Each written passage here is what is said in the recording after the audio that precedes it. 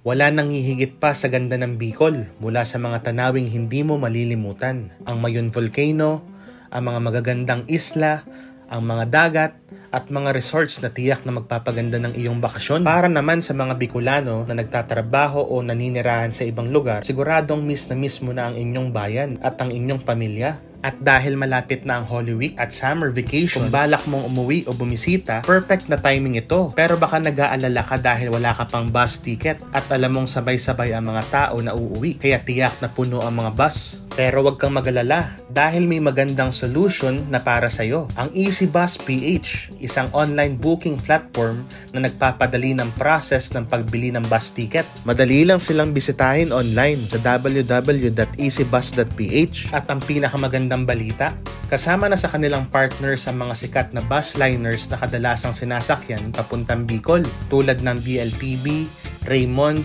Cagsawa at marami pang iba sa buong Pilipinas. Mas magiging magaan at mas convenient ang inyong travel experience dahil sa EasyBus PH. Hindi namin ito i-recommend kung hindi namin mismo naranasan ang service nila. At alam mo ba na may bagong point-to-point express route na sa Bicol? Kasama na dito ang Labo, Daet, Naga route at ang nag-iisang bus liner na nagpapatakbo nito ay ang Next Bus. At dahil papunta kami ng Naga City, sinubukan namin mismo ang online booking platform ng Next Bus powered by EasyBus PH. So nag-book kami online. So dahil sa sobrang smooth ng process, meron na kami kaagad booking dito sa aming trip ngayon. Napakadali ng process ng advance booking. Pumunta lang kami sa website nila, www.nextbus.ph. Iset mo lang kung saan ang point of origin mo at ang destination mo. Kami mula Labo papuntang Naga. At pipili lang kami ng trip at oras na maganda sa amin. Pagkatapos nun, mag-set ka lang ng preferred seat number.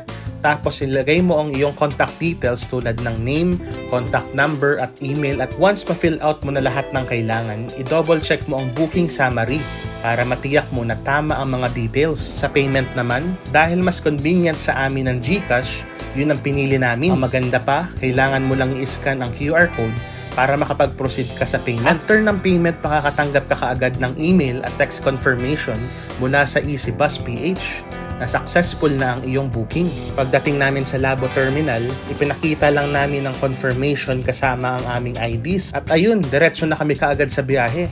Super hassle-free. At ngayon, nandito kami sa Labo Terminal. Nakita namin kung gaano kasimple mag-book gamit ang online platform. Hindi lang yun, kami mismo ang nakaranas ng trip papuntang Naga mula sa booking hanggang sa actual na biyahe. Safe, smooth at super convenient ang aming travel experience. At isa pa, nagpipick up din sila ng pasahero mula sa Daet. Kaya kung taga-Daet ka, hindi mo na kailangan pumunta pa ng Labo Terminal para sumakay. Kaya mga ka-adventures, kung plano mong pumunta ng Naga o Labo, subukan mo na ang online booking ng Next Bus powered by EasyBus PH. Sigurado kaming makikita mo rin kung gaano kadali at convenient ang process. Kami na mismo ang nakaranas, kaya sigurado akong mag-e-enjoy ka rin. Kaya kung ako sa'yo, sugod na!